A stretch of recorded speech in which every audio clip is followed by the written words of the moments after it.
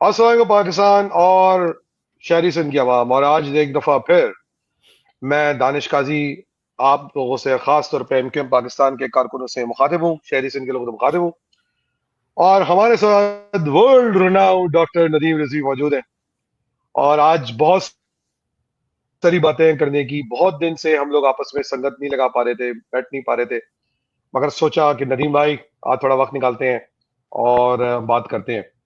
इससे पहले कि हम सीरियस मसले मसाइल पे आए, अभी थोड़ी देर पहले इंडिया पाकिस्तान का फाइनल खत्म हुआ है। लोग बहुत गम में हैं, बहुत अफसोस में हैं। बिल्कुल टीम ने बहुत कोशिश की आखिरी मोमेंट तक, मगर जब लीडरशिप लूसी हो तो कुछ हासिल नहीं हो सकता। और जब मैं लूसी का वर्ड बोलता हूँ तो आप लोगों के जहन में पता नहीं क्यों खालिद मकबूल का नाम आता होगा। मगर फिलहाल हम खालिद मकबूल पे जाएंगे और हम इस वीलॉग को स्टार्ट करेंगे। नदीम भाई कैसे हैं आप? ठीक ठाक हैं? बहुत दिन से नजर ठीक नहीं आ ठाक। रहे यार, क्या चक्कर है? बढ़िया। किधर गायब बिल्कुल। है यार नदीम भाई?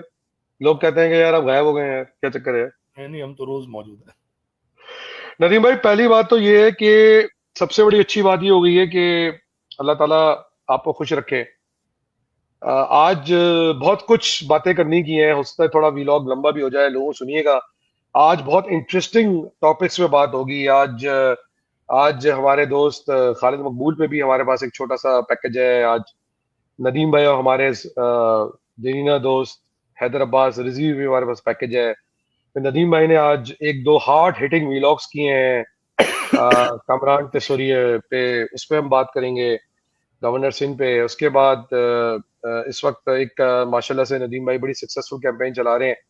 लियाकत अली खान की बर्थडे आ रही है, फादर ऑफ द नेशन की, फादर फाउंडर ऑफ मतरूका सिंध की। तो उस पर भी बात करेंगे। तो आज बहुत सारी बातें करने को है और ये बहुत अच्छा मौका है कि आप हमारे साथ ये प्रोग्राम अटेंड करें और अपने गम बुलाएं और नया टारगेट ढूंढें अपने जहनों में कि आप इंडिया का, तो अब पाकिस्तान टीम तो अभी दुबई में बैठी, कहीं और बैठी है, मगर खालिद मकबूल अभी कराची में बैठा है। आप उसको जाके पूछ सकते हैं कि भाई तूने मेरे साथ ऐसा क्यों किया। नदीम भाई हाँ सबसे भाई। पहले तो ये बताएं, एक प्रेस कॉन्फ्रेंस हुई है एक दो दिन पहले, हम्म। और वो प्रेस कॉन्फ्रेंस हुई है हमारे पुराने दोस्त हैदर अब्बास रिजवी की तरफ से। और इसमें दो बातें हैं जिसमें हम आज तक बात करते आए, वो ये कि आपका हमेशा से जाविया था कि ये जो 18वीं तरमीम हुई उसमें हैदर अब्बास रिजवी और फारूक सत्तार का बहुत बड़ा अहम किरदार था। और मेरा आपका हमेशा से इस बात पे आर्गुमेंट रहा कि नहीं यार, असल पार्टी तो अल्ताफ हुसैन चलाता था, ये दो तो बेचारे मासूम थे, इनके हाथ में क्या था। और आपने इस पे कई दफा अपना पॉइंट ऑफ व्यू दिया। तो एक तो ये लगता है कि आपका वो पॉइंट अब सही साबित होता नजर आ रहा है। दूसरा, आपने कुछ दिन पहले एक व्लॉग किया था जिसके अंदर आपने एक कनेक्शन बिल्ड किया था, कोई एक साल, करीबन साल 6 महीने 8 महीने हो गए, जिसमें आपने ये साबित करने की कोशिश की थी कि हैदर अब्बास रिजवी ने किस तरह टॉप सिटी के थ्रू उसका फायदा उठाया। और हो सकता है कि टॉप सिटी के अंदर अल्ताफ हुसैन का भी पैसा हो और भी लोगों का पैसा हो, किस तरह कौम को बेचा गया। तो आज ये लग रहा है कि आज हम देख रहे हैं कि कई जगह से ये शोर मचा हुआ है। तो आपकी दोनों बातें नदीम भाई सही होते नजर आ रही है। तो सबसे पहला सवाल तो आपसे ये बनता है, क्या आज थोड़ा सा हम दोबारा समराइज करेंगे कौम को पहले कि 18वीं तरमीम के अंदर हैदर अब्बास रिजवी का और फारूक सत्तार का क्या किरदार था।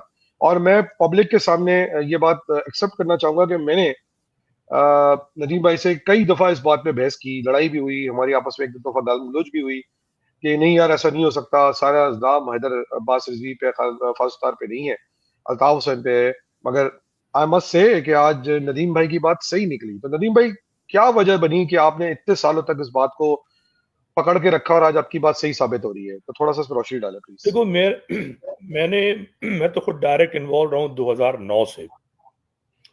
2009 में जब इसकी 18वीं तरमीम की तजवीज़ आई है, सो सेनेटर जफर होते थे, मुझे पूरा नाम याद नहीं है, उनका इंतकाल हो गया, पंजाब के थे।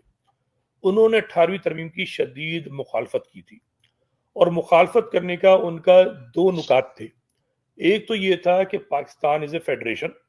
अगर आप ये सूबाई खुद मुख्तारी की जो हदें इस 18वीं तरमीम में आप ला रहे हैं, इससे फेडरेशन को नुकसान होगा। उनकी बता रहा हूँ बात, ठीक है ना? तो वो तो पूरे पाकिस्तान के लिए मसला है। लेकिन जो दूसरी अहम बात थी, जो आर्टिकल मुझे नाम याद नहीं है, 393 था जो भी है ना वो, जिसमें सूबों की बात है। तो उन्होंने कहा था ये पहले भी गलत था और अब ये मौका है इसको दुरुस्त किया जाए, ये काबिल कबूल नहीं है। अब जब पहले तो फेडरेशन मजबूत थी, जहन में रखना ये नुकता बहुत अहम है जो लोग सुनना चाहें। 73 के आइन में भी ये शक मौजूद थी कि सूबे मजीद नहीं बन सकते जब तक कि 2/3 अक्सरियत सूबों की ना कहे। ठीक है, उस वक्त की क्यादत ने भी गलती की, लेकिन वो गलती छोटी थी क्योंकि उस वक्त जो है क्या कहते हैं, फेडरेशन बहुत मजबूत थी, गवर्नर राज लगाया जा सकता था। तो फेडरेशन के नुक्ता निगाह से 73 का आइन फिर भी काबिल कबूल था। ठीक है ना, लेकिन 18वीं तरमीम में सूबाई खुद मुख्तारी जो है वो इस तरीके से दी गई कि फेडरेशन अमलन खत्म हो चुकी है, ये बेसिकली कन्फेडरेशन है। अगर पाक फौज का डंडा ना हो तो पाकिस्तान इस वक्त is a United states of 4 Nations. Pakistan is not a real country any more after 18th amendment. तो इसकी टाइमलाइन बहुत जरूरी है, बात में लंबी करूंगा थोड़ी सी ताकि समझ में आ जाए कि मैंने क्यों मुखालफत की। 2000 में ये भी जहन में रहे कि उस वक्त मैं इसका कायल नहीं था कि सिंध एक हो। ठीक है, मैं उस वक्त जो है सूबे की बात करता था, ये जहन में रहे बात, क्योंकि मैं झूठ बोलने का कायल नहीं हूं। और मेरे नजदीक ये 18वीं तरमीम जो थी ये महाजरों का जो बुनियादी नारा था, मुतालबा था, उसके खिलाफ थी। ठीक है, और इस 18वीं तरमीम के जरिए बेसिकली आपने सूबा बनाने का जो भी अमल मुमकिन था वो हमेशा के लिए बंद कर दिया कानूनी तौर पर। तो मैंने उस वक्त मुहिम चलाई थी कि ये 18वीं तरमीम जो है ये नहीं होनी चाहिए। तो मुझे धमकियां मिली थी यहाँ पर अमेरिका में। ठीक है, और उस धमकियों के बावजूद सोशल मीडिया नहीं था, बात करता था। अच्छा, मुझे उस वक्त इनकी इंटरनल किससे किससे दी धमकियां आपको नदीम भाई, बताए ना। सेंट लुइस के इंचार्ज होते हैं मोहित सिद्दीकी साहब, आज भी वो अल्ताफी हैं। अमेरिका में ज्यादातर लोग आज भी अल्ताफी जो एमक्यूएम के सेटअप में थे, तो वो उन्होंने की थी। एकदम ही छुपी धमकी नहीं होती ना, इशारतन किनायतन, मतलब वो कह सकते हैं कि मैंने धमकी नहीं दी। ठीक है ना, कि भाई कहीं एक्सीडेंट हो जाएगा या हालात होते रहते हैं, तो ये छुपी हुई थी। लेकिन बहरहाल बात यह है कि मुझे यकीन था ये गलती कर रहे हैं। ठीक है, खैर उसके बाद हो भी गया तो बड़ा अफसोस रहता था। लेकिन जब मैं फेसबुक पर एक्टिव हो गया, सोशल मीडिया पे जब बात हुई, तो मैंने 18वीं तरमीम की जो जो ये जुर्म था उसको जो है बताना तो मैंने बहुत बाद में शुरू किया है। मेरा हैदर रिजवी से राब्ता हुआ और हैदर रिजवी यकीनन अगर वो सच गो हो तो बात ये कि मैंने उनसे कहा, हमारी जो गुफ्तगू थी कि भाई अल्ताफ से अब जान छूट गई, ये बात कर रहा हूँ 22 अगस्त के बाद। तो एक नई एल्किन के तौर पर आई ना, तो मैंने फिर पहली बार खालिद मकबूल सिद्दीकी से, हैदर रिजवी से, इन सब लोगों से राब्ता किया। व्हाट्सएप जो ग्रुप था उसमें फारूक सत्तार भी मौजूद हैं, सब लोग मौजूद हैं, आफाक अहमद भी, एक ग्रुप था पूरा ना व्हाट्सएप का।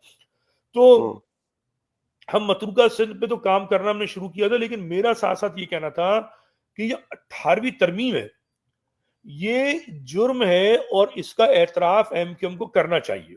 अच्छा, हैदर रिजवी उस वक्त मुझसे मुबाहिसा करते थे कि जी फारूक सत्तार ने कभी मुझे इस पे कोई बात नहीं की मुझसे आज तक, मगर हैदर रिजवी हमेशा इसका दिफा करते थे। ठीक है ना, आपको फला नहीं पता, आपको फला चीज नहीं पता, इसके दूर अंगेज नताइज होंगे, ये पहला स्टेप है। अरे मैंने भाई पहला ना दूसरा तो खत्म हो गया, स्टेप ही निपटा दिया। ठीक है, फिर उन्होंने मुझे उलझाया कंकरेंट लिस्ट। अच्छा, मुझे ज़ाहिर नहीं पता, मैं तो लीगल आदमी नहीं हूं ना, तो मुझे तकरीबन साल भर लगा 18वीं तरमीम को खोदने में, समझने में। ये 2016 की बात है। अच्छा, थोड़ा सा बता दें कंकरेंट लिस्ट क्या है, ताकि आम लिसनर को, व्यूअर को समझ में आए कंकरेंट लिस्ट क्या है। लिस्ट बेसिकली एक तो एक आपका आइन है, आइन के अंदर एक समझ लें एक जैसे एक एडेंडम होता है ना, साथ में एक और चीज होती है, तो वो कंकरेंट लिस्ट आइटम्स हैं। जैसे निकाहनामा है फॉर एग्जांपल, ठीक है ना, बल्दिया के कुछ बहुत सारे मामलात हैं, वो सारी चीजें ऐसी हैं, बहुत सारी आइटम्स है उसके अंदर। तो मुझे तफसील याद नहीं है, लेकिन पूरा रिटर्न मौजूद है। तो वो जो थे वो आइटम ऐसे थे, सूबे चाहते थे कि उनके पास हो, लेकिन वो वफाक के पास थे। ठीक है ना, और बल्दिया की चीजें थी लेकिन वो वफाक के पास थी, वफाक बोलता नहीं था, बल्दिया चला रही थी उन चीजों को। ठीक है, जैसे रजिस्ट्रेशन कराना है ना आपका, निकाहनामा का मैं एग्जाम्पल, मैंने कई बार बात की है, तो निकाहनामे भी चाहे तो सूबाई हुकूमत आपके कैंसिल कर सकती है। ठीक है ना, तो बेसिकली वो कंकरेंट लिस्ट में बहुत सारी चीजें थी जो आइन का हिस्सा नहीं है बाकायदा। ठीक है, तो इन्होंने क्या किया कि मुझे तो बेवकूफ बनाया उसमें। लेकिन जब मैंने मजीद पढ़ा तो मुझे अंदाजा हुआ कि इन्होंने तो वो कॉन्करेंट लिस्ट के अंदर जो चीजें बल्दिया में मौजूद थी, मुबहम थी, लेकिन वो बल्दिया उनको डील करती थी, वो भी अब सूबे को दे दी। तो जो कुछ आज पीपल्स पार्टी पे इख्तियार था वो 18वीं तरमीम के नतीजे में हुआ। अच्छा, जब मैंने मजीद डिक किया तो मुझे नजर आया कि फारूक सत्तार जो है ना वो तो कभी मीटिंग्स में गए नहीं, ये ऑन रिकॉर्ड बात है, ठीक है ना। फारूक सत्तार साबित कर दें वो मीटिंग्स में गए, वो एक आध मीटिंग में गए हड़ाहुड़ी कर, मतलब ऐसी दिखा दूं चले आए। फारूक वो सारी सत्तार, बात है, वो फारूक भाई का जो ना कहीं और ही मूड लगा रहता है, तो आपको पता है, तो हाँ, वो कहाँ फोकस कर पाएंगे टेक्निकल इश्यूज में। हैदर काफी रिजवी बात। 18वीं तरमीम में जो मेरी इत्तला है वो इन्वॉल्व थे, ठीक है, हम्म। इसको पूरी चीजें पता थी। हम्म। और ये जो टॉप सिटी है उसमें भी फारूक सत्तार का नाम नहीं आ रहा है, हैदर रिजवी का नाम आ रहा है, ठीक है ना। मैं हम्म। मेरे तो कोई दिलचस्प, मतलब मेरी हैदर रिजवी से कोई अच्छा, लड़ाई नहीं। हम टॉप सिटी पे आते हैं, देखिए हम बिल्ड करना पड़ेगा। तो हाँ, बेसिकली देखिए, मैं थोड़ा सा अपने यहाँ रोकता हूँ। देखिए, हम कौम को ये समझाना चाह रहे हैं कि अभी जो पिछले दिनों ये जो मरसिया पढ़ने की आदत है, नौहा पढ़ने की आदत है हैदर भाई को, ये मासूम शक्ल बना के, ये इसकी कसूरवार है। और जैसे कि मैंने 2-3 दिन पहले एक बात करी कि देखिए भाई, आप ये क्यों समझानी है, नदीम रिजवी को मैं क्यों लाया हूँ। ये नदीम भाई के पास, नदीम भाई आई थिंक सबसे पहले आदमी है कि जिन्होंने इस पे उंगली आवाज उठाई थी कि भाई 18वीं तरमीम के साथ के तहत हमारे साथ हैंड हो गया, ठीक हो गया। और बिल्कुल ये जो बातें नदीम भाई कर रहे हैं, यही बातें हैदर रिजवी ने हमें भी समझाई थी कि नहीं यार, बहुत जबरदस्त फायदा हो जाएगा, जब सुबह बन जाएगा तो हमें यूं मिल जाएगा, वो हो जाएगा।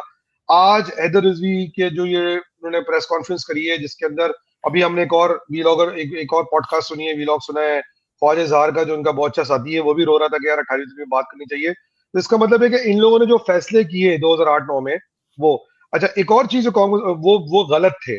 तो जब ये पहले गलत थे तो आज कैसे सही हो सकते हैं, तो इन पे क्यों क्यादत पे भरोसा किया जाए, एक बात तो ये हो गई।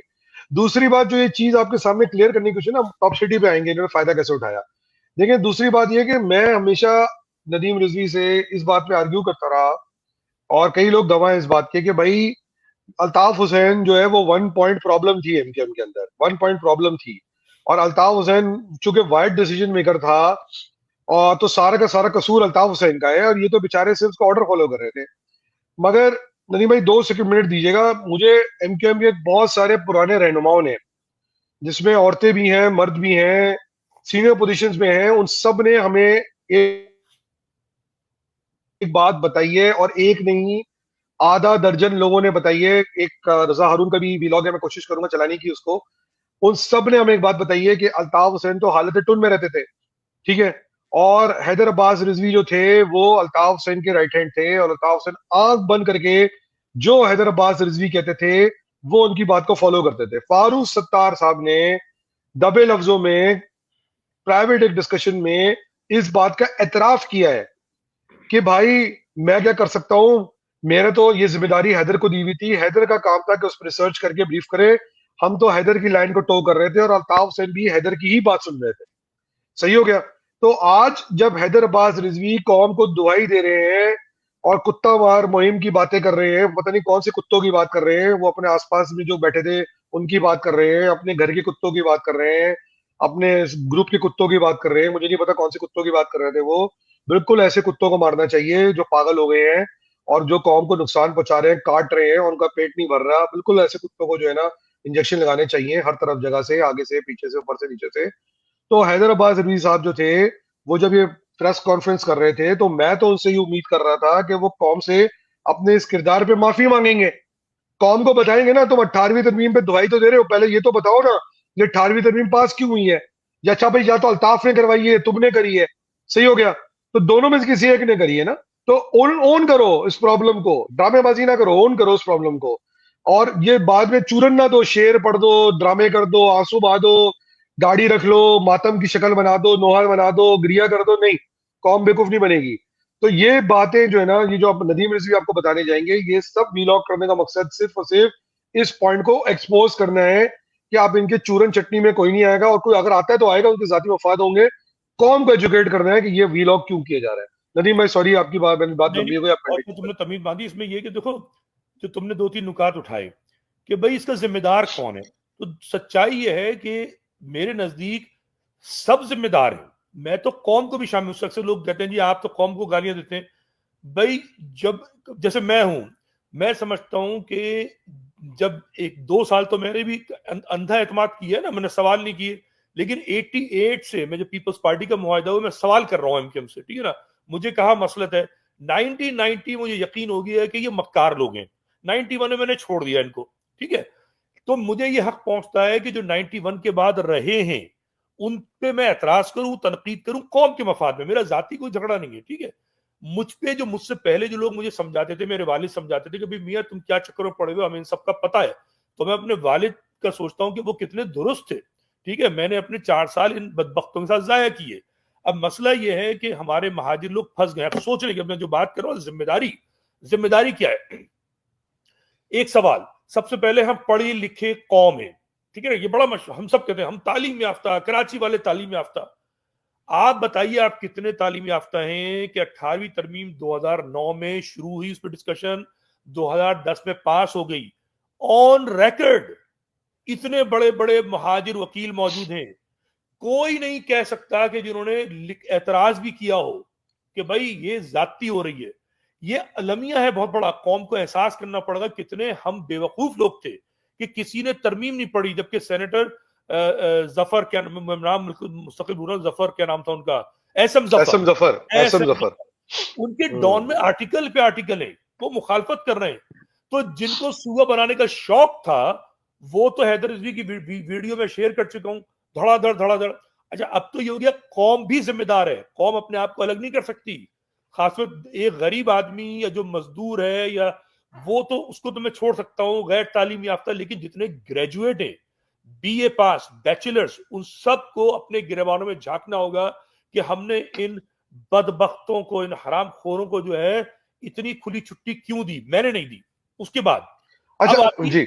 उसके बाद आती एमक्यूएम, एमक्यूएम के एमएनएस, वो बेचारे ये कहते हैं मजबूर थे, और मैं उनकी मजबूरी समझता हूं कि वो लोग बेचारे पाबंद थे, हालात ऐसे हो चुके थे कि वो उन्हें गद्दार कह के खड्डे लाइन लगा दिया जाता। लेकिन जो 3 मेन अफराद हैं, फारूक सत्तार ने सारी अय्याशी की है, लीडरी की है, आज भी लीडरी करता है वो, उसको माफी नहीं दी जा सकती कि जी हैदर रिजवी सारा काम कर रहे थे। उसकी जिम्मेदारी है कि कौम से माफी मांगे और बताए कि उसका क्या किरदार था और इसका, हैदर रिजवी का और अल्ताफ का क्या किरदार था। अब हम आते हैं हैदर रिजवी और अल्ताफ के ऊपर, ठीक है ना।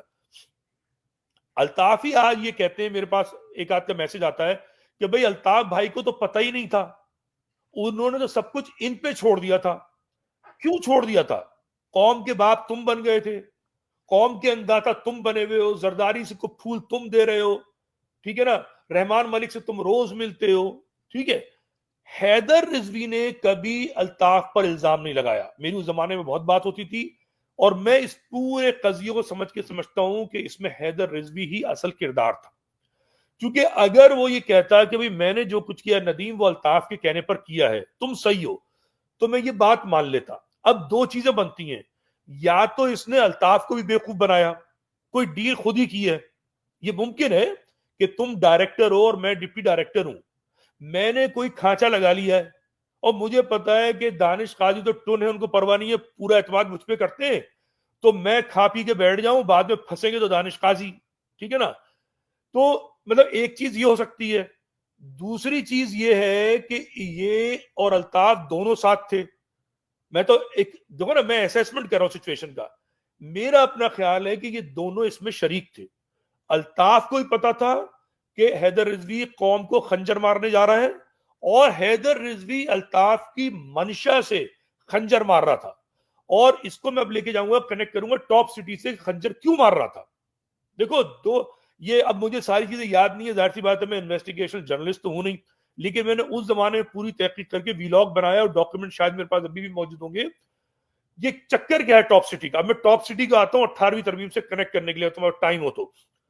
ये जमीन बंजर जमीन थी, बंजर जमीन, 2 टके की जमीन नहीं थी बेसिकली। जब मुशर्रफ ने 2006 या 7 में वहां पर एयरपोर्ट का प्लान बनाया, तो ये जमीन जो है अचानक सोने की बन गई। जो जमीन का मालिक था उसकी मौत हुई है, पता नहीं चला, कहते हैं तबई गैर तबई, कुछ पता नहीं चला। 3 या 2 बेटियां हैं उसकी, एक बेटा है, बेटे बेटी मिला के फर्म बनाया, अचानक कुछ लोग उसमें दाखिल हो गए जबरदस्ती करके, ठीक है। और ये चक्कर कोई 2-3 साल चला है, और उसके अंदर क्या कहते हैं बेटा भी मारा गया, ठीक है। और ये अरबों अरबों रुपए की जमीन है, ये 100 एकड़ नहीं है, 1000 एकड़ नहीं है, ये हजारों एकड़ जमीन है और इसमें बड़ा माल है, ठीक है ना, बहुत पैसे का गड़बड़ हुई है इसमें। तो हुआ क्या, अच्छा ये इसके अंदर एक्स चीफ जस्टिस भी इन्वॉल्व हुए हैं, नाम मुझे अभी याद नहीं आ रहा उनका, एक्स चीफ जस्टिस वो भी इन्वॉल्व हुए हैं। और हेलो, हाँ भाई, तो अभी दानिश पता नहीं तुम अभी नजर नहीं आ रहे हो, लेकिन बहरहाल बात जारी रखूंगा, ये लाइव मेरे ख्याल में जा रहा है। तो बात ये है कि ये जो लोग हैं, ये लोग इस करप्शन में इन्वॉल्व थे। मेरा अपना ख्याल है कि 18वीं तरमीम की जो डील हुई है 2009 में और 2010 में ये हो गई है, उस वक्त ये हुई है कि भाई ये जो टॉप सिटी की जो लैंड है, मेरा अपना जाती ख्याल है, ठीक है, जो मैंने अंदाजा किया है, वो कन्वर्ट हुई है इनकी तरफ। कैसे हुई है, क्या हुई है, लोग खुद अपने इन्वेस्टिगेशन जर्नलिस्ट से पूछें, क्योंकि इसके कनेक्शन में एक मोइस करके नाम है कोई साहब, वो इन्वॉल्व हुए हैं, ठीक है ना, वो भी एमकेएम के कोई टुच्चा सा आदमी है जहां तक मेरी इत्तला है, उसकी कोई फैमिली बैकग्राउंड रियासत की नहीं है, ठीक है। वो मैनेजर बना उन खातून का, फिर उन खातून को जबरदस्ती, अब ये दौर मुशर्रफ का खत्म हो चुका है, जरदारी का दौर आ गया है, जरदारी सदर है और अल्ताफ से बड़े अच्छे ताल्लुकात हैं, उन खातून को बुलाया जाता है एम्बेसी के अंदर। एम्बेसडर जो है वो जरदारी का खास आदमी, अभी नाम याद नहीं है, और वो वहां पर धमकियों के साथ उनसे दस्तखत करवाते हैं, नोटराइज कराते हैं असेंबली का, और वो जो है सारा जो वो जमीन है वो नाम कर देते हैं इस मोइस के नाम पर, ठीक है ना, ये ऑन रिकॉर्ड है, ये इस पे वीडियो बनाई हुई है, मुझे याद नहीं है, मैं ख्याल अच्छा, में और एक मजे की बात है कि मोइस के कुछ दोस्त क्लेम करते हैं हाँ कि कोई पीर साहब इन्वॉल्व थे, और मजे की बात है कि वही पीर साहब थे जो एक जमाने में अल्ताफ की सेटिंग भी करा रहे थे हाँ। एजेंसियों के साथ। अब ये मुझे सही नहीं है ना, मालूम, वो लेकिन उसी मैं बता रहा हूँ आपको, ये वही पीर साहब थे जिन्होंने सेटिंग करवाने की कोशिश की थी। जी आगे चले, आगे हाँ, चले। जी। अब ये चीज ना ये रिकॉर्डेड है कि जनाब वो खातून को जरदारी के जो जो कमीशन के अंदर बन जामा, उससे जबर उस औरत ने खुद कहा है टीवी पर आकर, ठीक है ना, वो मशहूर जर्नलिस्ट है, नाम भूल रहा हूँ उसका, इस्लामाबाद का, उसने पूरा प्रोग्राम किया था उस पर। अच्छा, अब ये मोइज का उसने नहीं बताया इससे ताल्लुक क्या है। अब ये तो हमें पता है ना कि मोइज जो है वो फ्रंट मैन था हैदर अब्बास रिजवी और अली रजा आब्दी का। अब मैं अली रजा आब्दी का नाम लूंगा, हो सकता है तुम्हें बुरा लग जाए या किसी को बुरा लग जाए, वो तो शहीद है। ओ भाई, वो शहीद कैसे हुआ? आप क्या समझते हैं उसको महाजिर नाम पर मारा गया है? नहीं, आप फैक्ट्स बताएं नदीम, आप फैक्ट्स बताएं, हमें क्या बुरा लगेगा। देखो अली बात रजा यह अब्दी है, को इंसाफ मिलेगा तो उसकी रूह को सुकून पहुंचेगा। अली बिल्कुल फैक्ट्स रजा बताएं। आब्दी भी हाँ। अल्ताफ के करीब थे, हैदर रिजवी भी अल्ताफ के करीब थे। मेरा जाती ख्याल है, इसका सबूत नहीं है पहली बात, ठीक है ना, मेरा अपना ख्याल है कि ये झगड़ा पैसों का हुआ है और इसके अंदर कुछ करप्ट फौजी अफसरान भी होंगे, क्योंकि फैज का नाम आ चुका है उस माजी में, ठीक है ना, मोइस को उठाया है, मारा पीटा है। देखो ना, करोड़ों नहीं अरबों रुपए की जमीन है, वो अरबों। अरबों रुपए की जमीन है, ठीक है ना। दो, अभी उसमें भी किसी ने जा कहा रहे हैं। 2000 से 3000 अरब की वैल्यू है जमीन की। हाँ, तो मुझे ये बताओ कि इतनी अरबों रुपए की जमीन, 18वीं तरमीम भी 2009-10 में हो रही है, इस जमीन का झगड़ा भी उसी जमाने में चल रहा है, फिर उसके बाद फैज जर्नल होते हुए मोइस को उठा लेता है, मारता पीटता है, दहशतगर्दी का इल्जाम लगाता है। मोइस के कनेक्शन डायरेक्ट अल्ताफ से है, मोइस कंगला आदमी है, अपने हैदर रिजवी कंगला आदमी है, बिल्कुल कंगला आदमी है। जाके इसकी मैं फैमिली बैकग्राउंड की बात नहीं करूंगा, मैं जानता हूं अच्छी तरीके से। जिस बंदे के पास एक साइकिल ना होती हो, ठीक है ना, साइकिल, मोटरसाइकिल भी छोड़ दो, साइकिल ना होती हो, आज वो इस्लामाबाद की एयरपोर्ट के करीब प्राइम जमीन का मालिक कैसे बन गया? ये सवाल है ना। ये कौम महाजिर एमक्यूएम कौम को भी छोड़ दो, एमक्यूएम के कारकुनान पूछे जो शहीदों शहीदों की बात करते हैं ना, ये पता करो वो शहीद मारे क्यों गए। तो अली रजा आप भी जो है, उनके वालिद बेचारे कह कह के थक गए, बड़े अल्ताफ से उनकी बड़ी अकीदत थी, उन्होंने मुझसे बड़ा झगड़ा किया, एक बार मेरी बात हो रही थी, मैंने कहा अल्ताफ खबीस आदमी है, इन बेचारों को पता ही नहीं है कि मेरा यकीन है कि अली रजा आब्दी का कोई कनेक्शन था टॉप सिटी के साथ, और कुछ फाइल वाइल का चक्कर होगा, हैदर अब्बास रिजवी भी इसमें इन्वॉल्व है। अगर कभी इन्वेस्टिगेशन हो तो पता चलेगा कि जो कहते हैं ना कि कत्ल जो है, जो खून के धब्बे हैं, वो अपनों की आस्तीनों पर मिलेंगे, ये बता दूं मैं तुम्हें, कहीं नहीं मिलेंगे। किसी ने तो उनको आप ये कह रहे हैं कि कौम को जरा समझाने के लिए कि जो 18वीं तरमीम पास हुई है, हाँ, तो वो जो एक आपके पास इन्वेस्टिगेटिव रिपोर्ट जीआईटी पड़ी हुई है, और जो हमने मतीउल्लाह जान का प्रोग्राम भी सुना था, एक दफा मोतीउल्लाह सुनाया भी जान, था, हाँ, मतीउल्लाह जान के जी, उन्होंने इंटरव्यू किया था उस खातून का, वो खातून लंदन में भी हैं, और कुछ इनके कॉमन फ्रेंड्स का जो आजकल जो है वो कहते हैं। तो कहने का मकसद तो ये अभी कह रहे हैं कि समझाने के लिए कि जिस दौर में 18वीं तरमीम पास हुई है, उसी दौर में टॉप सिटी की फाइल पास ऑन हुई है, एक बात। बिल्कुल बिल्कुल और साबित दूसरी है। बात जी, और दूसरी बात ये कि आप जो स्टैब्लिश करना चाह रहे हैं वो ये कि अली रजा आब्दी का जो मर्डर हुआ है, वो कोई पॉलिटिकल अजायम नहीं थे, वो एक प्रॉपर्टी की डिस्प्यूट थी, कि हो सकता है कि अली रजा आब्दी उसके विटनेस हो। इज दैट बिल्कुल what you are trying to say? बिल्कुल ऐसा ही है, ओके, ऐसा ही है, ठीक क्योंकि है। वो इन्वॉल्व, मैं लफ्ज खुल्लम खुल्ला नहीं अच्छा, कहना चाह रहा था। मैं थोड़ा सा बैकग्राउंड बता दूं कि एमकेएम ने एक बनाई थी ऑर्गेनाइजेशन प्राग के नाम से, हाँ, ठीक है ना, बहुत 2008-9-10 के अंदर, जिसको हैदर भाई लीड करते थे सोशल मीडिया टीम को। हम्म, और इतना मैं आपको बता दूं थोड़ा सा, जिनको पता होगा, हो सकता है, मैं चूंकि उसका हिस्सा तो नहीं था, मगर प्राग के अंदर जो थे वो सब काफी लोग जो थे, जो शुरू में एमकेएम के सोशल मीडिया पे काम कर रहे थे, उसमें अली रजा आब्दी भी थे, उसमें कुंवर मोइज भी थे, और भी बहुत सारे लोग थे। और वो ज्यादातर वो लोग हैं जो आजकल जो है वो लेफ्ट राइट अल्ताफ की तरफ ही झुकाव है उनका। तो ये बात है। दूसरी बात ये कि आप शायद ये भी कह रहे हैं साथ में, अच्छा आप ये बताएं नदीम भाई, आप जो ये बात कह रहे हैं, तो क्या हैदर रिजवी ने इतनी बड़ी प्रॉपर्टी पे, या एक्स वाई जेड ने किसी ने इतनी बड़ी बड़ी प्रॉपर्टी पे बगैर अल्ताफ की एतमाद के हाथ मार लिया होगा, आपके ख्याल में? अच्छा, अब मैं ये बात अगर कह दूं तो हो सकता है बहुत से लोग यकीन नहीं करेंगे।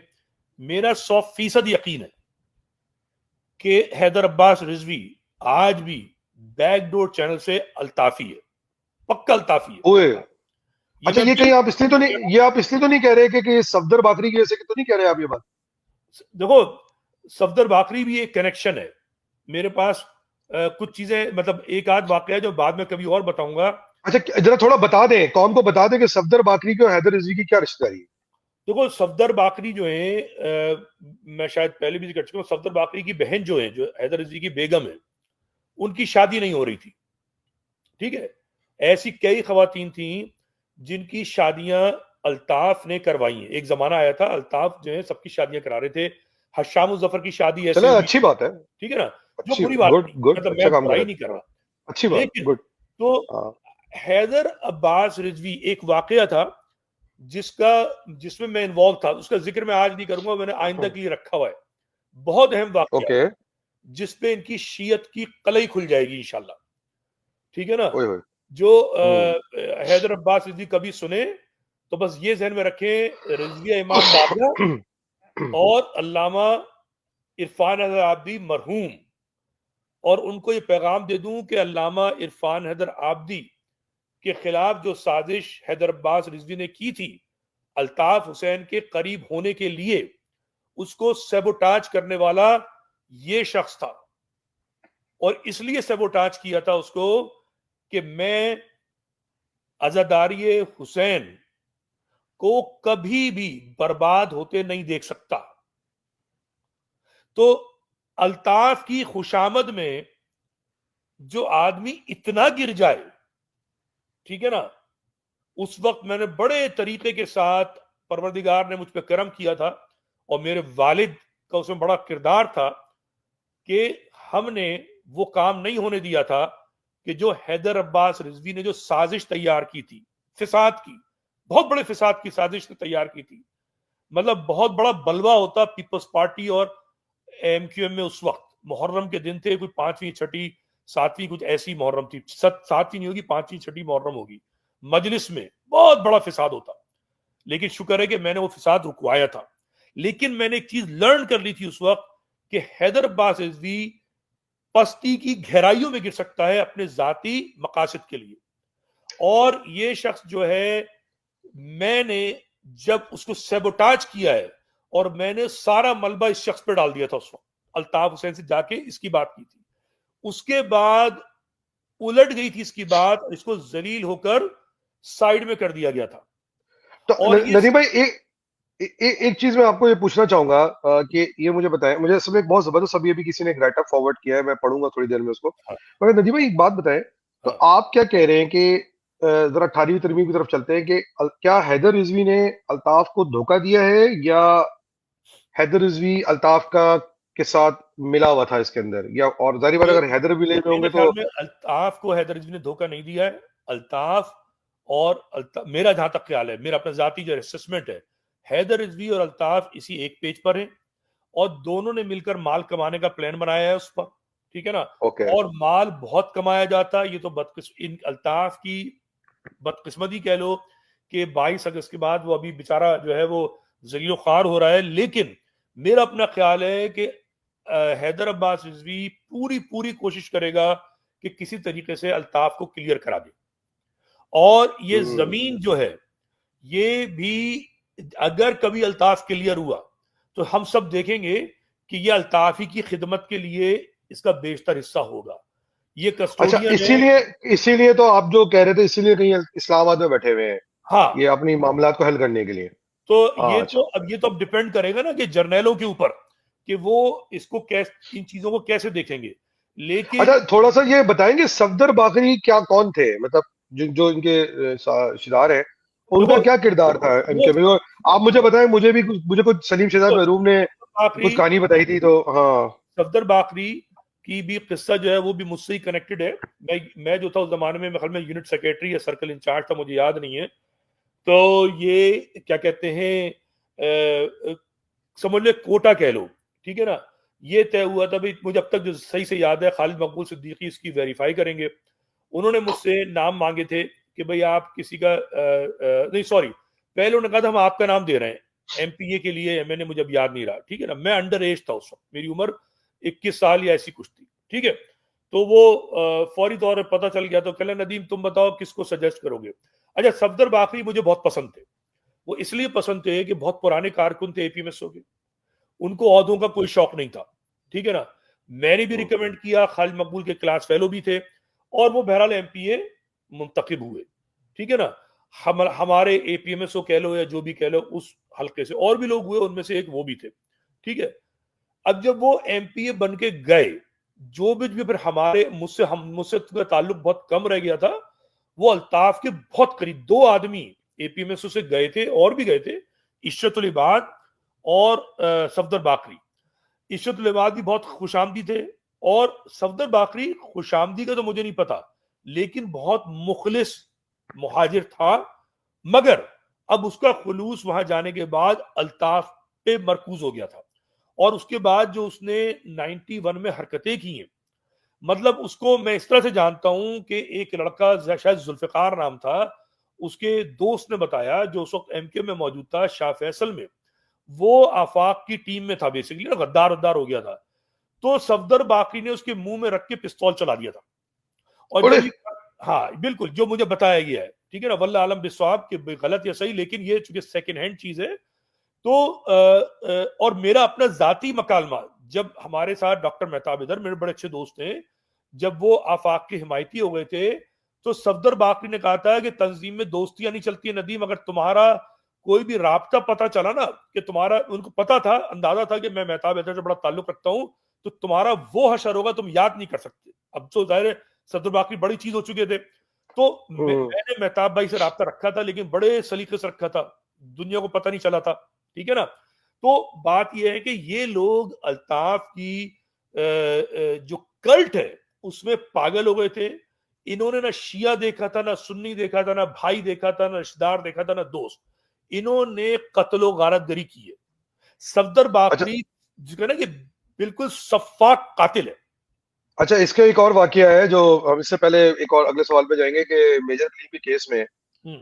सलीम शहजाद मरूम जब आखिरी दफा दुबई से होते हुए गए और मेरे पास कहीं, मतलब हम बैठे थे कहीं डिशेस की थी, और जारी बात है मैं तो वो बातें करता हूँ कि 6-7 गवाह होते हैं, तो कल कल मुकर ना सके। मैंने पिछली व्लॉग में कुछ हैदर भाई की बातें बताई हैं, वो भी वो बातें जो ना 6-7 लोगों के सामने कही हैं, तो अमानतन बात नहीं है, ये पब्लिक बात होगी ना। अब आप एक बात पब्लिक में कर देते तो पब्लिक हो, हाँ। ठीक हो गया। तो सलीम शहजाद ने बताया कि जो मेजर कलीम का केस हुआ था, उसमें जब मेजर कलीम को किडनैप किया था, तो उनके साथ उनका जो कार्ड निकाला पहले ना मेजर कलीम का, हाँ, तो वो सफदर बाकरी ने निकाला था। उसके बाद जानते हुए भी कि मेजर कलीम सर्विंग ऑफिसर है, हाँ। उनकी वीडियो भी सफदर बाकरी ने बनाई थी। ठीक है। और इसीलिए सफदर बा उसके बाद फिर क्या हुआ वो हम सबको बता। अच्छा, मैं आपसे जरा 2 मिनट लूंगा। मुझे अभी आपसे बात करते हुए एक राइट अप आया है और मुझसे रिक्वेस्ट की गई है कि इस राइट अप को मैं जरूर पढूं। अच्छा। और वो हैदर भाई के सवाल है कि जी, सियासी मंदिर नामे से गायब हैदर अब्बास रिजवी को अचानक क्यों प्रेस कॉन्फ्रेंस करने की जरूरत पड़ गई, हकायक सामने आ गए। तो 2 मिनट का राइटअप है कि जो एमक्यू में ड्रामेबाजी और झूठ बोलने में सबसे मशहूर राइटर लिखते हैं, इन दोनों इसलिए परेशान हैं कि इनका कमाओ पूछ छोटा भाई यानी कि रजा अब्बास रिजवी घर बैठ गया है। इसको केएमसी की पोस्टिंग से हटा दिया गया है। हैदर अब्बास रिजवी साहब ने बहुत कोशिशें करी हैं। और जारी बात है, अगर आपने नाम लिया सुना है, कुछ लोग कहते हैं जी कुबर में इसके बड़े कुछ ताल्लुकात हैं, तो उन्होंने वहां भी इस्लामाबाद में बैठे कोशिशें की होंगी। तो उन्होंने बड़ी कोशिशें की, मगर इनके भाई यानी रजा अब्बास रिजवी को हर उदा दिलवाने में वापसी में कामयाब नहीं हुए। और शायद इसी वजह से हैदर अब्बास रिजवी इतने नाराज हैं कि उन्होंने मेयर बैरिस्टर मुर्तजा वाब के खिलाफ प्रेस कॉन्फ्रेंस करके एक नया महाज का ऐलान कर दिया है। और समझना शुरू कर दिया कि अगले मेयर, उन्होंने एक दावा भी करना शुरू किया था कि हैदर अब्बास रिजवी वो आदमी है, जब दुबई में थे तो बैठ के बोलते थे कि हम यंग क्यादत लाएंगे, हमारा तो रिटायरमेंट का टाइम है। अब हैदर अब्बास रिजवी अपने आप को मेयर के लिए सोच रहे हैं। चले आगे चलते हैं। किसी को याद हो गया, याद हो, अब ये राइटर लिख रहा है कि सरकारी इदारों के जिम्मेदारों को अच्छी तरह मालूम है कि केएमसी में समेत तमाम बल्दियाती इदारों में तकर्रुर के दौरान रजा अब्बास रजी ने ना सिर्फ तारीखी करप्शन की है, बल्कि लूट मार का पैसा मनी लॉन्ड्रिंग के थ्रू बैरून मुल्क भी भेजा है और वहां भी असासे बनाए हैं। एमकेएम के पुराने कारकुनान को भी ये बात मालूम है कि कराची में गैर मुकामी पार्किंग माफिया को परवान चढ़ाने में भी हैदर अब्बास रिजवी के छोटे भाई रजा अब्बास रिजवी का पूरा पूरा हाथ है। इसीलिए हैदर अब्बास रिजवी जो है वो बड़े मोहतात तरीके से पीपल्स पार्टी में बात करते हैं। हालात सुनने में तो आता है कि बहुत सारे लोग जो पीपल्स पार्टी के अंदर है वो हैदर भाई के बहुत से दोस्त भी हैं। बहरहाल, डायरेक्टर चार्ज पार्किंग के ओहदे, जो ना पार्किंग है चार्ज पार्किंग जिसमें सारे कराची वाले गालियां दे रहे होते हैं, चलो डायरेक्टर चार्ज पार्किंग पार्किंग के ओहदे पर रहकर रसा अब्बास रिजवी ने शहर की सड़कों को पार्किंग माफिया के हाथों बेचा। और यही माफिया कराची वालों से ना सिर्फ भत्ता वसूल करता है बल्कि बदतमीजी और गुंडागर्दी भी करता है। इस वक्त हैदर रजी को शहर के मसाइल पर आवाज बुलंद करते वक्त ख्याल क्यों नहीं आ रहा? कराची वाले याद रखो, जब तुम्हारा तुम इससे बदमाशी हो रही होती है ना चार्ट पार्किंग के, उसके पीछे ना रजा अब्बास रिजवी नाम का आदमी होता है। अच्छा, अब बात यह है कि हैदर अब्बास रिजवी का किरदार इतना, मैं वो लफ्ज नहीं लूंगा जो उन्होंने लिखा है बहुत, मगर एक वर्ड है, मुल्क दुश्मनी से भरा पड़ा है, ये शख्स किसी के सामने भी खड़ा नहीं हो सकता। अच्छा, आगे लिखते हैं कि जी 11 मार्च 2015 को 90 से गिरफ्तार एक साबिक सेक्टर इंचार्ज ने दौरान तफ्तीश बताया कि हैदर अब्बास रिजवी ने गुलशन इकबाल में स्कूल पर, ये गवाह है, ये रिकॉर्ड पे है, किसी हमले में हमला करवाया ग्रेनेड का, उसके इल्जाम में एमक्यू के प्लेटफॉर्म के जरिए मजहबी जमातों पर आयद कर दिया गया। बात यहाँ खत्म नहीं हुई। राइटर ये लिखता है, ये मैं नहीं लिख रहा, राइटर लिख रहा है, तो मैं सिर्फ रीड कर रहा हूँ कि शहर में मालूम मारूफ उलमा कराम के कत्ले आम में भी इनका नाम है। और इसके अलावा करीबी साथी यानी अजीज, इनका भी हम जिक्र कर रहे थे, सफदर बाकरी उर्फ डॉक्टर अली कनाडा वाला मुलविस है। इस जमन में तमाम शवाहिद ना सिर्फ सरकारी इदारों के पास भी मौजूद है बल्कि एमक्यू में कई रहनुमा भी इन वारदातों की वजह से इनसे किनारा कर चुके हैं। आगे चलता है कि जी अब बात आ जाती है कि मुल्क दुश्मनी की, तो हैदर रिजवी कभी कराची को बताएंगे कि अकाउंट में पाकिस्तान के एक पड़ोसी मुल्क से भारी रकूम क्यों मुंतकिल की जाती है और क्या सिक्योरिटी इदारों को क्यों इनको आज तक एनओसी नहीं दे रहे। क्योंकि ना हैदर भाई को कराची पहुंचे बहुत साल हो गए हैं और अभी तक इनको एनओसी क्यों नहीं मिल रही है एक्टिव सियासत की, अमलन सियासत की। मुझे तो ये तक पता है कि जब ये किसी प्रोग्राम में आते हैं तो उस एंकर की ट्यूनिंग कर दी जाती है कि आप इनको अलाउ की किया आपने प्रोग्राम में आने की, कैसी क्या वजह है, तो ये तारीख बता सकते हैं। हैदर अब्बास रिजवी के कारनामों की तफसीलात में कुछ लफ्ज है वो हदफ कर रहा हूँ कि वो बहुत ही नेगेटिव वर्ड है, तफसीलात बहुत बड़ी हैं, तमाम कामों के शवाहिद मौजूद हैं। इनके जो सफदर बाकरी के बारे में ये भी कहा जाता है कि ये आज पुल की एक दुश्मन एजेंसी के साथ आज भी मुंसलिक हैं और कराची के अंदर कई ऐसी वारदातों में अल्ताफ हुसैन की इमा में कराची के अंदर बदमनी फैलाने की कोशिशें करते आए हैं, कर रहे थे और कर रहे हैं कि अभी भी ये हो जाए। और इंशाल्लाह वो लिखते हैं कि सब कुछ जल्द सामने आ जाएगा। आखिरी बात वो ये लिखते हैं कि इनकी नजरों इनकी सरगर्मियों पे नजर रखने की जरूरत है, क्योंकि ये बहुत सारे, उसके अलावा भी बहुत सारे वाकयात हैं। अच्छा तो होंगे। अच्छा, एक और वाकया मैं आपको बताया तो नदीम भाई, इससे पहले हम अगले टॉपिक पे चलते हैं कि आमिर खान से मुलाकात हुई और आमिर भाई को मैंने फोन करने की कोशिश की थी, मगर आमिर खान ने ये बात एक और बड़े सीनियर रहनुमा के सामने करी। उनका नाम है बाबर खान गौरी। वो सब अमेरिका में है, ह्यूस्टन के अंदर है। और वहां पर और भी एक दो लोग बैठे हुए थे, आई थिंक डॉक्टर अर्शद भी बैठे थे। ये एक ओपनिंग थी जिसमें मैं गया था, उसकी तस्वीरें चल गई थी। उसमें आमिर खान ने एक वाकया सुनाया, और आमिर खान ने ये बताया कि जब वो सेनेट के इलेक्शन के लिए कोशिशें कर रहे थे, तो खालिद मकबूल के कहने पर हैदर अब्बास रिजवी साहब जो थे, वो उनको समझाने गए थे कि आमिर भाई आप अपना नाम विड्रॉ कर लें। तो आमिर खान बहुत वो थे कि यार मुझे बनना चाहिए सेनेटर। तो खालिद मकबूल चाहते थे कि फैसल सुवारी बने सेनेटर जो है। तो बकौल आमिर खान के कि उन्होंने हैदर अब्बास रिजवी को बोला कि भाई मैं तो नहीं पीछे हटूंगा। तो हैदर अब्बास रिजवी ने कहा कि कुर्रा फिर आपके नाम के खिलाफ निकलेगा और आपकी इंसल्ट हो जाएगी उसके अंदर। और फिर वही हुआ जो सबके सामने है कि कुर्रा जो था वो आमिर खान के नाम पे ही निकला। और हैदर अब्बास रिजवी बहुत समझाते रहे। और मैं आपको यकीन करें, मुझे बड़ी हैरत हुई कि आमिर खान उस दिन बहुत बहुत बड़े मूड में गालियां भी दे रहे थे। मतलब गालियां, आमिर खान की गालियां वैसे मैं पहले भी कह चुका हूं, उनको गालियां देने का शौक नहीं, मगर जो एक उनका गुस्से का स्टाइल है उसमें बात करें तो। और हैरत की बात यह है कि हैदर भाई जो थे वो काफी सालों तक, जब तक दुबई में रहे, आमिर खान के घर पे रहे, उनकी गाड़ी तक इस्तेमाल की इन्होंने।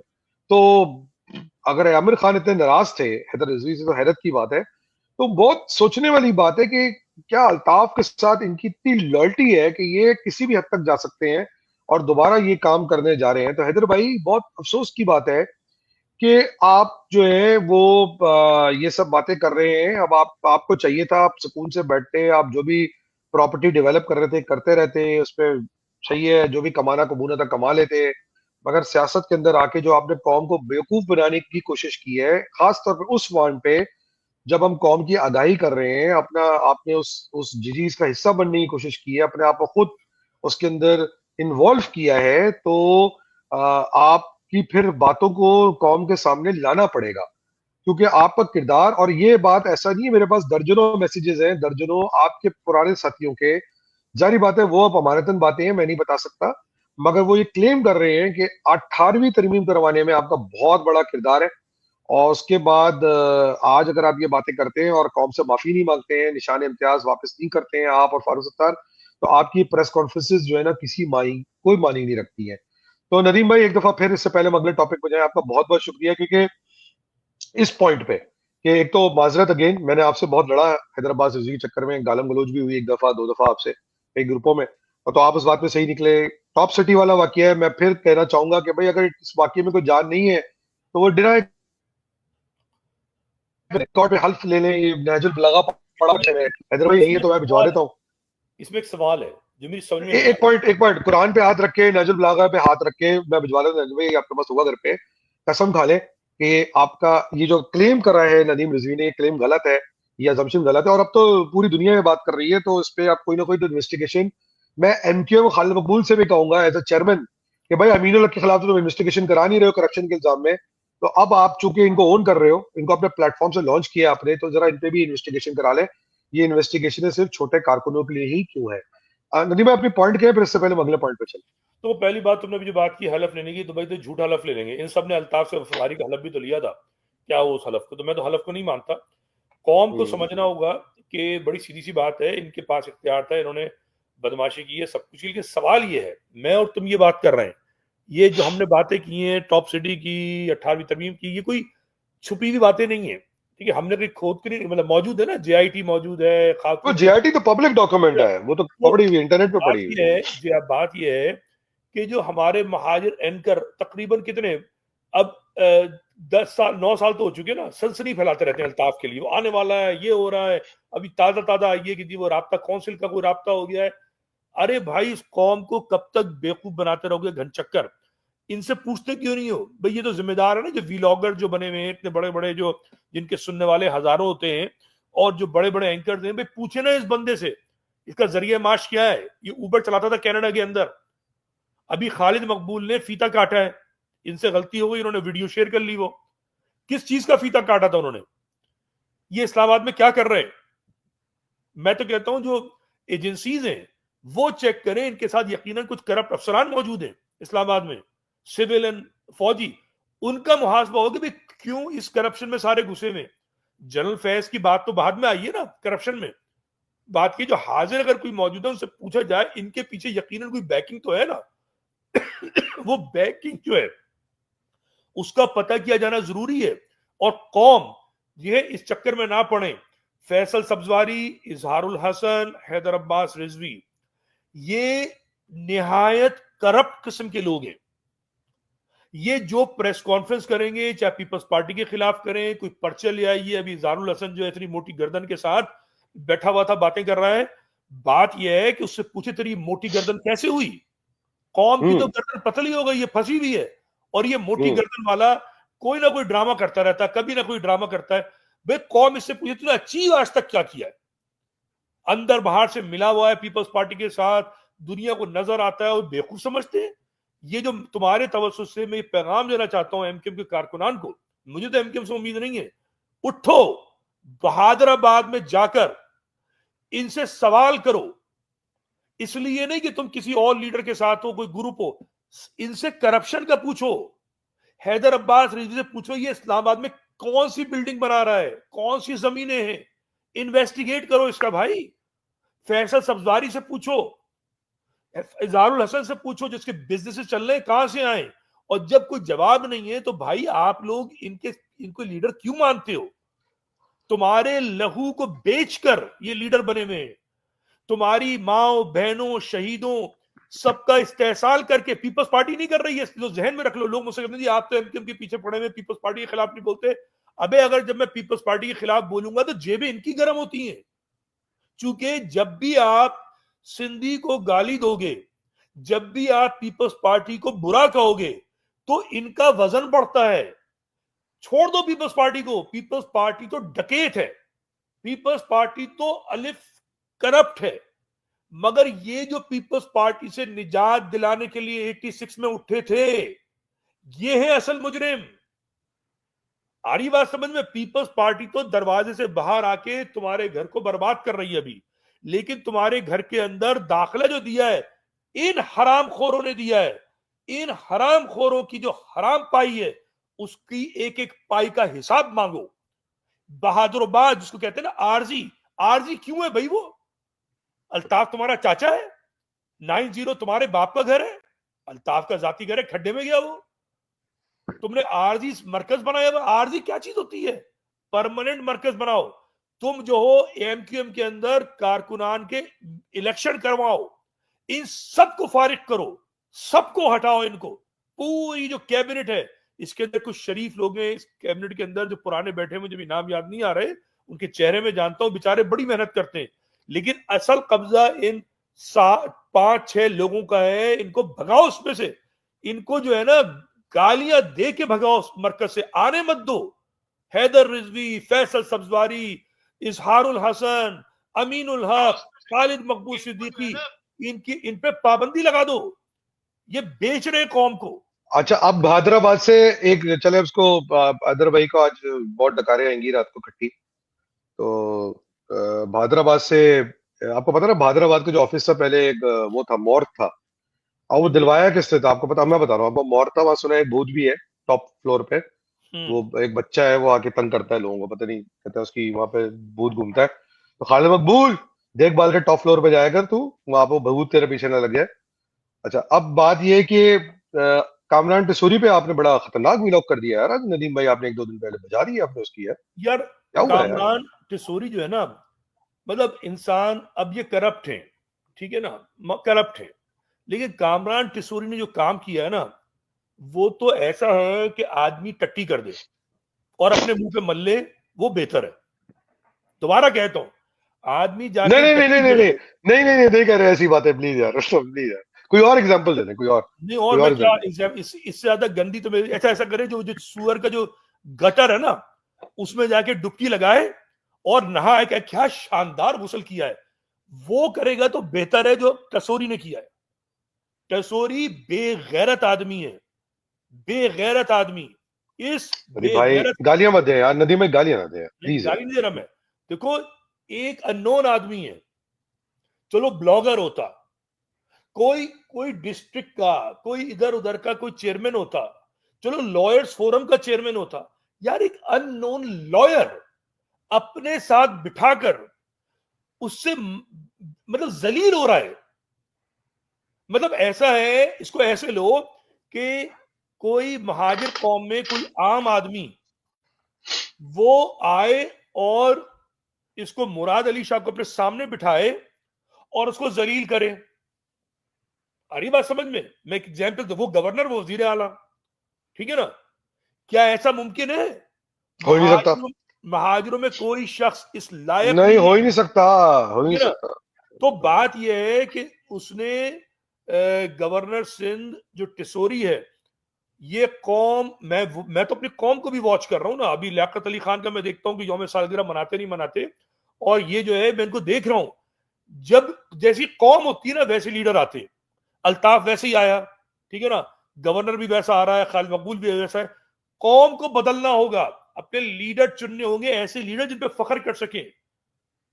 ये तो गधे की लीद है ये। नहीं तो क्या चीज मतलब ऐसा मैं कह रहा हूँ, आप इतना नाराज क्यों है? मतलब क्या यार? क्या आपकी भाई भाई देखिए, उसकी मर्जी है, उसने प्रेस कॉन्फ्रेंस करी है, उसने कह दिया कि यार मैं आइंदा ऐसा नहीं करूंगा। भाई उसने तो क्या किया था ये? आप क्यों देखिए, नहीं, उसने ये कहा है, सुने, वो जो लॉयर का मैंने इंटरव्यू सुना है ना, वो जो मैंने एक इंटरव्यू आपको भी पहुंचा होगा, मुझे भी पहुंचा है, उसमें लॉयर ने कहा है जी ये बैठ के ना वहां पे गवर्नर हाउस में सियासी एक्टिविटीज करते हैं और इनको नहीं करनी चाहिए सियासी एक्टिविटीज, सही है हाँ, ना? तो और जाहिर बात है कि जब से ये चाइना से वापस आए थे, खामोश भी थे 2-3 दिन से, और अचानक से एकदम उन्होंने ये प्रेस कॉन्फ्रेंस कर दी। अच्छा, मजे की बात है कि प्रेस कॉन्फ्रेंस उस दिन हुई जिस दिन हैदर अब्बास रिजवी की 1 बजे अपनी प्रेस कॉन्फ्रेंस होनी थी। अच्छा, कहीं ये तो नहीं है कि हमने सुन रहे थे कुछ दिनों से कि यार इनके पीछे फील्डिंग लग गई है? एक नाम आपको पता है, एक साहब थे, फोन कर करके हमसे रिक्वेस्ट कर रहे थे यार हमारे बारे में बात ना करो। ये तो नहीं है कि इनको डर लग गया कि यार मेरी गद्दी जा रही है गवर्नर की, तो उन्होंने प्रेशर में आके कर देता आदमी यार। नहीं नहीं, नदीम देखो, भाई। सही है, या तो आप उस औकात पे मत पहुंचो, इस्तीफा दे दो। तुम गवर्नर थे, तुम अपने आप को अवामी गवर्नर कह रहे हो, तुमने जो है ना महाजिर कल्चर डे मना दिया, उसको हाईजैक किया बेसिकली, ठीक है ना?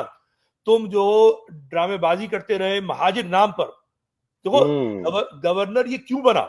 देखो, जहन में रहे, गवर्नर की जो पोजीशन है, वो जब लिसानी फिसादात हुए थे, जब एमक्यूएम नहीं एग्जिस्ट करती थी, तब जो मुहाजिर बुजुर्ग थे, जो गैर सियासी थे, ठीक है ना, उन्होंने हम्म। अपने प्रेशर पर भुट्टो से मज़ाकरात करके ये तय करवाया कि गवर्नर हमेशा मुहाजिर होगा।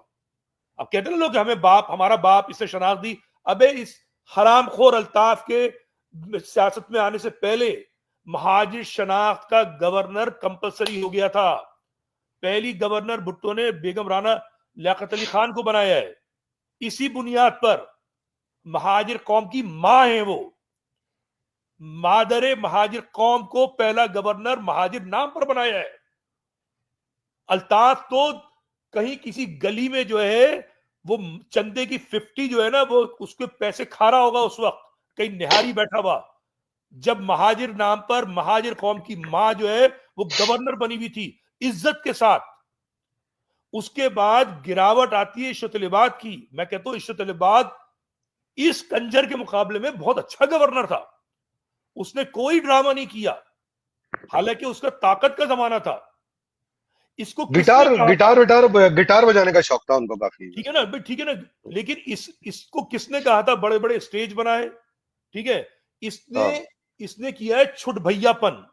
और हम्म। जब इसको डंडा इसलिए नहीं आया, देखो, जो मुझे जो गुस्सा आ रहा है ना, उसकी वजह यह है, इसके महाजिर कल्चर डे पर इसको किसी ने नहीं हटाया है, किसी की हम्म। मजाल नहीं थी कि महाजिर कल्चर डे की बुनियाद पर इसको हटाते एक आफत बरपा हो जाती। हम सब बेड़ा गर्क कर देते सोशल मीडिया पे अगर इस बुनियाद पे हटाया जाता। ये हटाने की इसकी बात तुम्हें भी, तुम मुझसे ज्यादा जानते होगे, ये हटाया इसलिए जा रहा था कि इसने कहा भाई, भाई आ रहे हैं, भाई आ रहे हैं, भाई आ रहे हैं। ठीक है ना? भाई आने पर जहां तक मेरा इल्म है, फौजी हल्के नाराज हुए। और मुझे नहीं मालूम, तुम्हें पता नहीं पता, जहां तक मुझे मालूम है एक बेवकूफ जर्नल जो है इसका सरपरस्त है, और वो हराम पाई कर रहा है, इसको लादा हुआ ऐसे जाती ताल्लुकात हैं, बुरा नहीं अच्छा, मानना मैं। मुझे मुझे छोड़ देते हैं, देखें बात नहीं, छोड़े उसको सुन तो लो ना, मुझे ये बात सुनो। इस देखें यार शख्स के भाई। पीछे, इसके पीछे कोई गलत आदमी है, वरना तो ये बनता भी नहीं साला गवर्नर। साला 2 टके का आदमी है, ठीक है? अब सुनो मेरी बात। देखें बात बात नहीं नहीं बगैर देखे ना, छोड़ देना, देखें अच्छा, उसको छोड़ सुन तो लो देना ना, बात तो क्या। सुन लो ना, हाँ सुन हाँ, तो लो, मतलब आप इस पे रखें बात सुन को तो ना लो ना प्लीज। बात। तो इसको मेरी इत्तला के मुताबिक इसको हटाया जा रहा था, ये रातों रात हट जाता, ठीक है ना? हम्म। हम्म। लेकिन इसने एक्सटेंशन ले ली, मिल गई, हम्म। जरदारी, नवाज शरीफ, शहबाज शरीफ तय कर चुके थे इसको हटा देंगे, नून लीग का बंदा लाएंगे। ये बेगैरत टिकट कटा के चाइना पहुंचा है कि इससे पहले कि मैं हटाया जाऊं। तुमने पूछा है ना गुस्सा क्यों आ रहा है, तो इसने जाके जूते पकड़े जरदारी के, चाटे, नीचे से चाटे, तलवे से चाटे। और जरदारी ने कहा बेटा तुझे गवर्नर रहना है ना, तो मैं एक वकील को जानता हूं जिस दुनिया नहीं जानती, बेटा वो तू उसके भी जूते चाट। मगर पिटिशन तो पहले हो चुकी थी ना नदीम भाई, वो तो चाइना जाने से पहले ही हो गई थी पिटिशन। पिटीशन तो हाँ, 1000 होती है ना, पिटीशन हाँ। की क्या वैल्यू है? पिटीशन तो तुम जाके लगा दो भाई। पिटीशन से अगर अगर डर के कोई काम करेगा तो फिर आदमी बोलना छोड़ देना। पिटीशन की लगाने की कोई हैसियत नहीं है। हर आदमी कोर्ट में जाए और पिटीशन लगा दे, तब आप हर एक से माफी मांगेंगे? तो ये जो आप बता रहे हैं कि ये जो आपने कहा कि चाइना गए और चाइना जाके मनते तरले किए जरदारी के, और उसके बाद उनने कंडीशन रखी, ये आपका जम्शन है या ये एक इंफॉर्मेशन है? अब इसको ये तो मेरे पास इंफॉर्मेशन नहीं होती है, लेकिन साफ नजर आ रहा है हम्म, ना। ये चाइना क्या हाँ। करने गया था? ये भैंसे बेचने गया था वहां पर, जरदारी की क्या कर रहा था वहां पर ये? बहुत सवाल तो ये जरदारी खुद क्या करने गया था वहां? तो कोई चलो, आपको चलो, उसका कोई ऑफिशियल रिसेप्शन तो मिला ही नहीं है वहां पे, ना प्रेसिडेंट से जरदारी ना प्राइम गया मिनिस्टर होगा, से। हमें नहीं मालूम क्यों गया, ठीक है ना। लेकिन हाँ। हमें ये पता है इसकी हैसियत सिर्फ एक वो है, ऑफ कहते हैं ना, एक गवर्नर है, वफाक का नुमाइंदा। ये क्या हम्म, करने गया था? ठीक है ना। अच्छा, जब करने गया था, हम्म, चलो ठीक है, गए थे तुम भाई, बड़ी बिजनेस करने होगी, कोई होगी बात, ठीक है ना। अबे आके तुम एक टुच्चे से वकील के साथ बैठ जाते हो और वो तुम्हें लेक्चर दे रहा है और तुम मुंडी हिला रहे हो आके घुमा घुमा के, ठीक है ना। मैंने हम्म, गलत किया, तूने गलत क्या किया? बेगैरत वो कह रहा है कि तूने महाजिर कल्चर डे मनाया, गलत किया। मुझे जो अफसोस है, कह रहा है हम्म, हाँ मैंने किया। अगर ये हम्म, मर्द नहीं, ये अगर थोड़ा सा इंसान का बच्चा होता तो ये हम्म, कहता कि मैं ये काम नहीं करूंगा, मैं इस्तीफा दे दूंगा। और अगर सियासी जहन होता तो ये हम्म, जरदारी से कहता कि बच्चू हम्म, अगर तूने मुझे हटाया तो हम्म, मैं महाजिरों को जगा दूंगा कि तुम मुझे महाजिर बुनियाद पर हटा रहे हो, महाजिर कल्चर डे हम्म, की बुनियाद पर हटा रहे हो। हम्म, लेकिन चूंकि इसमें जहनी सलाहियत नहीं है, ये सियासी हम्म, आदमी नहीं है, इसने हम्म, खुद को भी जलील कराया, मगर साथ साथ जो मुझे गुस्सा है, इसने महाजिर कौम को जलील कराया है। क्योंकि इसका जो हम्म, जो गवर्नर है, ये महाजिर कौम के नाम पर है। ये उस जगह बैठा है हम्म, जहां पे बेगम राना लियाकत अली खान बैठती थी। हम्म, तो मुझे इस पे इसलिए गुस्सा है। हम्म, हम्म। अच्छा, आवाज आ रही है आपको? अच्छा, हाँ, हरी हरी सॉरी। बिल्कुल, मैं चुप हो गया ना, मेरी बात तो खत्म हो गई। हाँ, हाँ, हाँ। तो अच्छा, सही हो गया। तो मतलब ये कि आपको ये लगता है कि ये जो भी हुआ है इसके पीछे क्या मोहरक़ात ये है कि अपनी गवर्नरी बचानी थी, यानी और कुछ भी नहीं है मकसद ये यार था। इसका। और देखो ना, आदमी इतना क्यों गिरेगा? हम्म, मतलब एक आदमी जो शाह बना हुआ है, मतलब गवर्नर, हम्म, लाइक गवर्नर तो आज के दौर का पुराने जमाने का शाह हो गया ना। हम्म, वो एक गदागर के सामने बैठ जाए बराबर में, मतलब हम्म, आम बंदा जिसको कोई नहीं जानता, हम्म। ये जिल्लत की बात है। अगर कोई सही है। मुहाजिर वकील कह रहा होता ना, कोई जमात इस्लामी का होता, नून लीग का होता, हम्म, तो मुझे इतना बुरा नहीं लगता। हम्म। इसने मुहाजिर कौम की नाक कटवाई है। अच्छा, चले, और जहाँ जब ना कटाने की बात हो रही है तो कंक्लूड करने से पहले एक तस्वीर ये भी देख लेते हैं। ये कंक्लूड नहीं बेसिकली। करना, इसमें तो बड़ी लंबी बात हो जाएगी। अच्छा वो तुमने डाल दी, मैंने इसको सोशल मीडिया पे देखा है। वो मैं हम्म। कह दूं या तुम्हें बात करनी है, बताओ? नहीं, नहीं, आप करें, अब तुम ये इसमें क्या? देखो, मतलब असल में महाजिर चाइना कौम, चाइना की बात हो रही है ना, तो चाइना के हिसाब से ये बात याद आई मुझे ना, नहीं, बेसिकली। कसम खुदा की ये तजहीक है इंसानियत की, बेगैरती की इंतहा है, कम जरफी की ये पस्त सिता है, जलालत की ये नीचाई है। कि मतलब कितनी ये मैं मेरे मुंह से गाली निकलने वाली थी। ये एक बोरी दे तुम दे। दे रहे हो, 2 बोरी दे रहे हो, बेगैरत इंसान, तुम्हें शर्म नहीं आती? ना इस्लाम कहता, ना इंसानियत कहती, तुम्हें 1 बोरी देनी थी, घर पहुंचवा देते इनके। तुम्हारे पास अच्छा, मुश्किल। नदीम भाई, अफसोस की बात यह है कि भाई पाक चाइना फ्रेंडशिप की बात हो रही है, तुम बेगैरत आदमी, तुम मिनिस्टर हो, तुम कोई चाइनीज से कोई इन्वेस्टमेंट लेके आते, तुमने कोई यूनिवर्सिटी लगाते, तुम कोई टेक्नोलॉजी लेके आते, तुम एक 4,000 रुपए की राशन की बोरी हमारी माओ बहनों को जलील कर रहे हो पब्लिक के अंदर। खालिद मकबूल, तू बोलता है कि तुझे नमूद नुमाइश का शौक नहीं है, तो मेरे जान के टोटे ये क्या है? और नहीं ये जो बाकी बेगैरत खड़े हुए हैं खालिद मकबूल के साथ, ये इन्होंने बेगैरतों ने क्यों नहीं रोका इसको?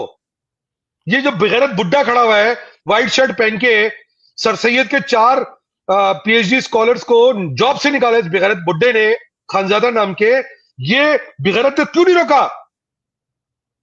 हमारी ये माँ बहनों को जलील कर रहे हैं बेगैरत के बच्चे। ये एक बोरी कितने दिन चलेगी? 4,000 रुपए की बोरी है।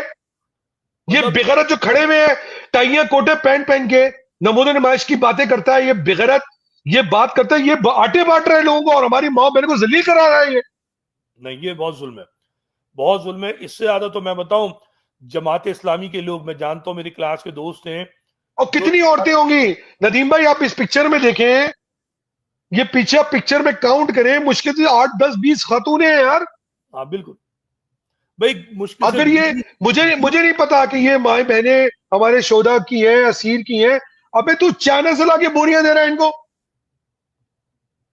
नहीं, वो जो इसने स्टेज बनाया ना, उसका मकसद ये है कि इनको रिपोर्ट करना है पाक चीन फ्रेंडशिप जो है, मिशन सपोर्ट गिफ्ट वगैरह है, यहां भी इन्होंने पैसे खाए होंगे। सो अरे इन्हें करोड़ों बोलने कमा रहे हो यार, अरे करोड़ों कमा रहे हो तुम, चाइना से 4,000 रुपए की बोरी लाके दे रहे हो अपनी जेब से। कहां गए वो 50 करोड़ रुपए जो नासिर चाइनीज को दिए थे, किधर गए वो? नहीं, ये बड़े बेगैरत लोग हैं। ये मैं क्या बिगड़ती है? ये देखें, इस औरत की तस्वीर देखें, ये बेचारी जो हिजाब में है, इसकी शक्ल तो नहीं दिख रही, मगर उसकी शक्ल पे मैं फील कर सकता हूं कि वो कितनी कर्ब में है कि उसकी इस तरह तस्वीरें खींची जा रही हैं। और ये बेगैरत उसको देख रहा है, नजर भी नहीं झुका रहा। और ये दूसरा बेगैरत जो खड़ा हुआ है बोरी दे रहा है तस्वीर खिंचवा के कैमरे को दे रहा है, इसको शर्म नहीं आ रही? उल्लू के पट्टे। बिल्कुल, लेकिन ये कौम को देखना सोचना चाहिए ना। कारकुनान, ये जो कारकुनान जो मुशायरों में पहुंच जाते हैं, जो हैदर रिजवी की जो नॉनसेंस शायरी थी, मुशायरे सुनवा दो इस कौम को, मुशायरे चाहिए इस कौम को। कर रहे थे, ये जो मुशायरे करते रहते हैं, शायरी के ड्रामे करते रहते हैं, लंबी लंबी छोड़ते रहते हैं, उनको जगाना होगा। ये एमक्यूएम जो है, ये तो महाजरों की कातिल मूवमेंट है भाई, महाजरों को बर्बाद कर रही है ये ये खातून। देखें यार, पीपल्स पार्टी या दूसरी जमातें अपने घर वाले अपने कितने लोगों के लिए करती हैं, इस तरह की नमूने नुमाइश हो रही है यार। नहीं, क्या ये लोग हैं ये बेगैरत। सीनियर, ये बुड्ढा जो खड़ा हुआ है व्हाइट शर्ट पहन के, ये बुड्ढा 10 दफा तो एमएलए बन चुका है एमकेएम का। कौन है ये?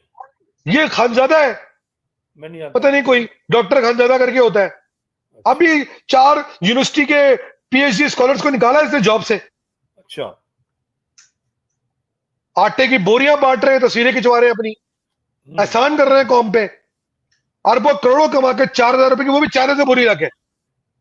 बेशरम लोग, बेगैरत लोग, ठीक लोग, थू इनकी शक्ल पे।